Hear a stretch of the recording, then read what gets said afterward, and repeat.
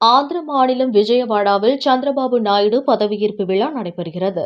விழா மேடையில் மத்திய உள்துறை அமைச்சர் அமித் ஷா, பாஜக தேசிய தலைவரும் மத்திய சுகாதாரம் மற்றும் குடும்ப நலத்துறை அமைச்சருமான ஜே.பி. நட்டா, முன்னாள் துணை ஜனாதிபதி வெங்கையா நாயுடு ஆகியோர் அமர்ந்திருந்தனர். விழா மேடைக்கு வந்த முன்னாள் தெலுங்கானா கவர்னரும் தென்சென்னை பாராளுமன்ற தொகுதியில் பாஜக சார்பில் போட்டியிட்ட தமிழிசை சவுந்தரராஜன் தலைவர்களுக்கு வணக்கம் தெரிவித்தவாறு சென்றார். வணக்கம் தெரிவித்துவிட்டு சென்ற தமிழிசை சவுந்தரராஜனை அழைத்து அமித் ஷா பேசும் வீடியோ காட்சிகள் சமூக வலைதளங்களில் வைரலானது. அதில் தமிழிசை சவுந்தரராஜன் கூறுவதை ஏற்க மறுத்து தான் சொல்வதை கேட்குமாறு மத்திய அமைச்சர் அமித் ஷா பேசுவது போன்று உள்ளது.